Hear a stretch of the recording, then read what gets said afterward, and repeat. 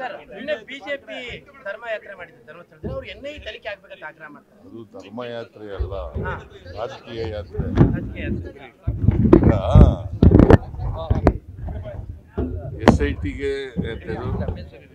SIT ತನಿಖೆ ಮಾಡ್ತಾ ಇದೆ. ನಮ್ಮ ಪೊಲೀಸ್ನವ್ರ ಮೇಲೆ ನಂಬಿಕೆ ಇಲ್ಲ. NIA ಮಾಡಿ ಅಂತ ಹೇಳ್ತಾರೆ ಅಲ್ವಾ, ತನಿಖೆ ಮಾಡಿ ಅಂತ. ಇದು ತನಿಖೆ ನಡೀತಾ ಇರೋದು ಯಾವುದು? ಅವ್ರು ಕೇಳ್ತಾ ಇರೋದು ಯಾವುದು? ತನಿಖೆ ಮಾಡೋರು ಪೊಲೀಸ್ನವ್ರೇ ಅಲ್ವಾ? ನಮ್ಮ ಪೊಲೀಸ್ನವ್ರ ಮೇಲೆ ನಂಬಿಕೆ ಇಲ್ಲ ಇವ್ರಿಗೆ. ನಂಬರ್ 1. ನಂಬರ್ 2, ಬಿಗಿನಿಂಗ್ನಲ್ಲಿ ಇವರು ತನಿಖೆ ಮಾಡಿ ಅಂತ ಹೇಳಿದ್ರ?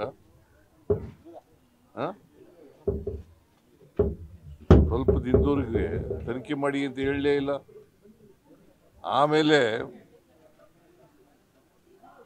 ಡೆಡ್ ಬಾಡಿ ಸಿಕ್ಕಿ ಹೋದ್ಮೇಲೆ ಶುರು ಮಾಡಿದ್ರು ತನಿಖೆ ಮಾಡಿ ಅಂತ.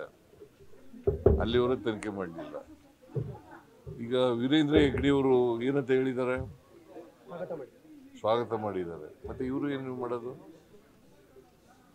ಯಾರ ಮೇಲೆ ದೂರಿದೆ ಅವರೇ ಸ್ವಾಗತ ಮಾಡಿದ್ದಾರೆ. ಸತ್ಯ ಹೊರಗಡೆ ಬರಬೇಕು, ಸತ್ಯ ಗೊತ್ತಾಗಬೇಕು ಜನಗಳಿಗೆ.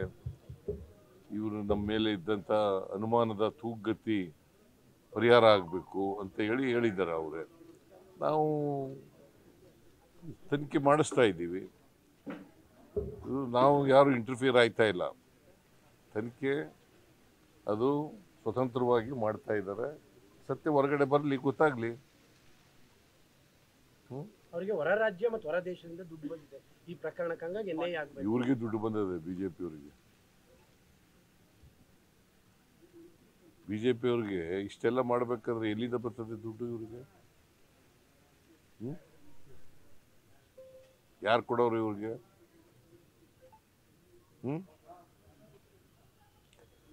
ರಾಜಕೀಯವಾಗಿ ಎಲ್ಲ ವಿಚಾರಗಳನ್ನು ರಾಜಕೀಯವಾಗಿ ಬಳಸಕ್ಕೆ ಹೋಗ್ಬಾರ್ದು. ರಾಜಕೀಯ ಮಾಡಲಿ, ವಿರೋಧ ಪಕ್ಷದವರು ಟೀಕೆ ಮಾಡಲಿ ಸರ್ಕಾರದ ಮೇಲೆ, ಬಟ್ ಎಲ್ಲನೂ ರಾಜಕೀಯಗೊಳಿಸ್ಬಾರ್ದು.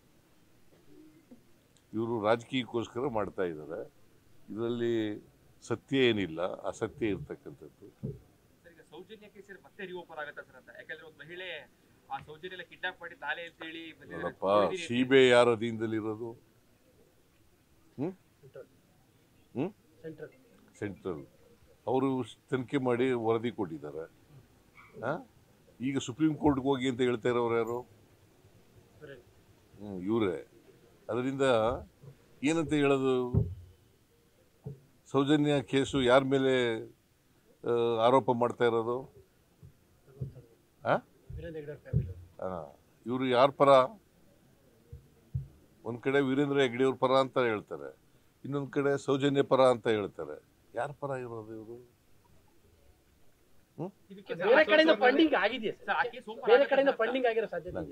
ನನಗೆ ಗೊತ್ತಿಲ್ಲ, ಫಂಡಿಂಗ್ ಆಗಿರೋದು ಗೊತ್ತಿಲ್ಲ. ತನಿಖೆ ಮಾಡ್ಲಿ, ಗೊತ್ತಾಗುತ್ತೆ. ತಾಯಿಯವ್ರನ್ನ ಭೇಟಿ ಮಾಡಿ ಮರು ತನಿಖೆಗೆ ನಾವು ಪರವಾಗಿದ್ದೇವೆ. ಆಯ್ತಪ್ಪ. CBI ಯಾರ ಅಧೀನದಲ್ಲಿ ಇರೋದಯ್ಯ? ಇವರು ಕೇಂದ್ರ ಸರ್ಕಾರದ ಏಜೆನ್ಸಿನೇ ಎಲ್ಲ ಮಾಡಿರೋದು, ತನಿಖೆ ಏಜೆನ್ಸಿ. ಈಗ ಸುಪ್ರೀಂ ಕೋರ್ಟ್ಗೆ ಹೋಗ್ತೀವಿ ಅಂತಾರೆ. ಹೋಗೋದು ಬಿಡೋದು ಸೌಜನ್ಯಕ್ಕೆ ಸೇರೋದು, ಫ್ಯಾಮಿಲಿಗೆ ಸೇರಿದ್ದು. ಇವರು ಯಾರ ಪರ ಇದ್ದಾರೆ? ಒಂದ್ ಕಡೆ ವೀರೇಂದ್ರ ಹೆಗ್ಗಡೆಯವ್ರಿಗೆ ಜೈಕಾರ ಹಾಕ್ತಾರೆ, ಇನ್ನೊಂದ್ ಕಡೆ ಸೌಜನ್ಯ ಎತ್ಕಿಡ್ತಾರೆ. ಇವ್ರು ಯಾರ ಪರ ಇದ್ದಾರೆ?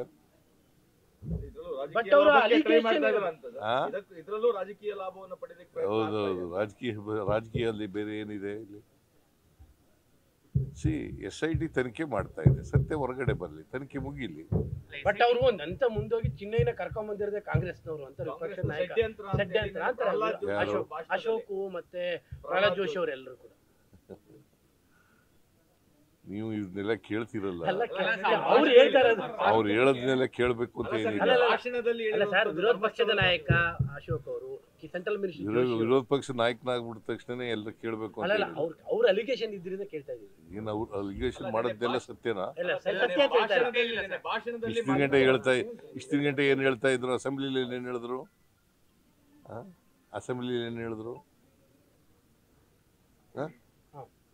ಅಸೆಂಬ್ಲಿಲಿ ಚರ್ಚೆ ಆಯ್ತಲ್ಲಪ್ಪ ಇದ್ರ ಬಗ್ಗೆ, ಏನು ಹೇಳಿದ್ರು?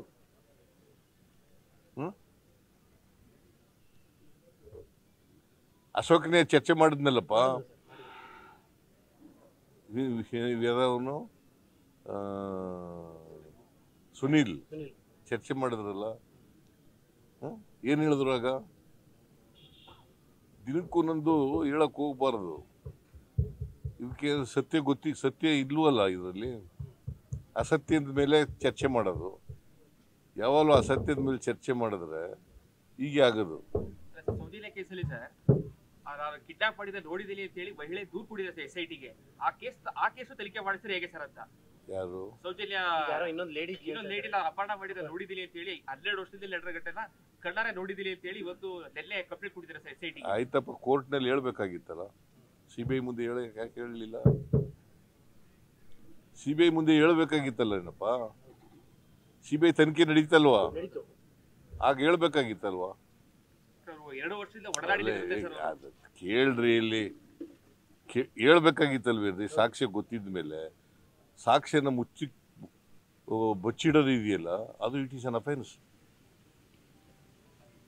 ಸಾಕ್ಷ್ಯ ಗೊತ್ತಿದ್ದು ಕೂಡ, ಸತ್ಯ ಗೊತ್ತಿದ್ದು ಕೂಡ ಬಚ್ಚಿಡ್ತಕ್ಕಂಥದ್ದು ಇದೆಯಲ್ಲ, ಮುಚ್ಚಿಡ್ತಕ್ಕಂಥದ್ದು ಇದೆಯಲ್ಲ, ಅದು ಇಟ್ ಇಸ್ ಅನ್ ಅಫೆನ್ಸ್.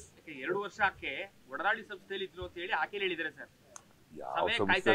ಯಾವ ಸಂಸ್ಥೆಲ್ಲಾದ್ರೂ ಇರಲಪ್ಪ, ನಿನಗೆ ನಿಂಗೆ ಗೊತ್ತಿದೆ, ಸಾಕ್ಷ್ಯ ಗೊತ್ತಿದೆ, ನೋಡಿದ್ದೀನಿ ನೀನು ಅಂತ ಹೇಳ್ತೀಯ. ನೀನು ನೋಡಿದ್ರ ಮೇಲೆ ಹೇಳ್ಬೇಕಾಗಿತ್ತಲ್ಲ CBI ಮುಂದೆ ಹೋಗಿ. ಅಲ್ಲಿಗೆ ಸೌಜನ್ಯಕ್ಕೆ ಪುನರ್ ತನಿಖೆ ಅಗತ್ಯ ಇಲ್ಲ ಅಂತ ನನಗೂ ಗೊತ್ತಿಲ್ಲ ಅವ್ರ ಅಗತ್ಯ. ನಾನು ನೋಡಿಲ್ಲ, ಜಡ್ಜ್ಮೆಂಟ್ ಓದಿಲ್ಲ. ಅವರು ಅಗತ್ಯ ಇದ್ರೆ ಹೋಗ್ಲಿ ಕೋರ್ಟ್ಗೆ. ನಾನು ನೋಡಿಲ್ಲ. It is for the Soujanya mother to take a decision. ಬಿಜೆಪಿಯವರು ದಸರಾಗಿಂತ ಮುಂಚೆ ಚಾಮುಂಡಿ ಚಲೋಗೆ ರೂಪುರೇಷೆ ಮಾಡ್ತೀವಿ ಧರ್ಮಸ್ಥಳ ಆದ್ಮೇಲೆ ಅಂತ ಚಾಮುಂಡಿ ಬೆಟ್ಟಕ್ಕೆ ಬರ್ತಾರೆ. ಮಾಡ್ಲಿ ಪೇಪ, ಬೇಡ ಅಂದವ್ರು. ಈಗ ಮಿರ್ಜಾ ಇಸ್ಮಾಯಿಲ್ ಗೊತ್ತಾ ನಿಮ್ಗೆ? ಏನಾಗಿದ್ರು? ಅವ್ರನ್ನ ಮಹಾರಾಜರು ಅಂಬಾರಿ ಮೇಲೆ ಕುಳಿಸ್ಕೊಂಡು ಮೆರವಣಿಗೆ ಮಾಡ್ತಿದ್ರು. ಆಗ ಈ RSSನವರು BJPಯವರು ಎಲ್ಲಿ ಹೋಗಿದ್ರು?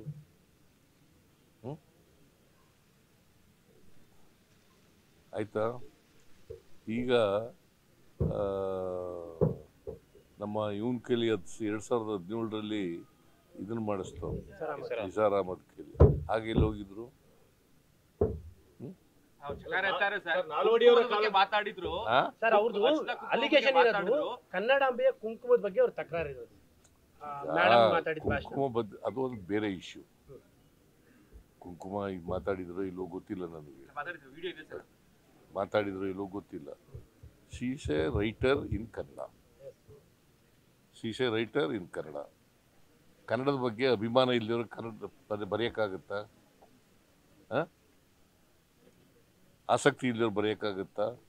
ಪ್ರೀತಿ ಇಲ್ಲದವ್ರು ಬರೆಯಕ್ಕಾಗತ್ತಾ? ಹೇಳಿ ನೀವೇ. ಅವ್ರು ಬರೆದಿರ್ತಕ್ಕಂಥ ಪುಸ್ತಕಕ್ಕೆ ಬ್ರೂಕರ್ ಪ್ರಶಸ್ತಿ ಬಂದಿದೆ. ಸರ್ ಅರ್ಶನ ಕುಂಕುಮ ಮತ್ತೆ ಹೂ ಬಿಡ್ಕೊಂಡು ಚಾಮುಂಡಿ ತಾಯಿಗೆ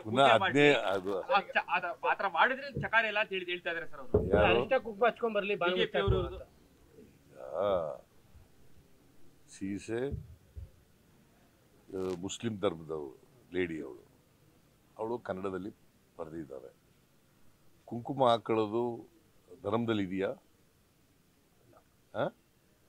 ಹಾಗಾದ್ರೆ ಇನ್ನೊಂದು ಧರ್ಮದವ್ರನ್ನ ನಾಡ ಹಬ್ಬ ಅಂತ ಮಾಡ್ತೀವಿ, ಮೈಸೂರು ದಸರಾ ನಾಡ ಹಬ್ಬ ಅಂತ ಇದೆ. ಇನ್ನೊಂದು ಧರ್ಮದವ್ರನ್ನ ಕರೆದ್ರೆ ನೀವು ಕುಂಕುಮ ಹಾಕಬರ್ರಿ ಅಂತಂದ್ರೆ, ಹಿಂದೂಗಳಾಗ್ಬಿಡಿ ನೀವು ಅಂತಂದ್ರೆ,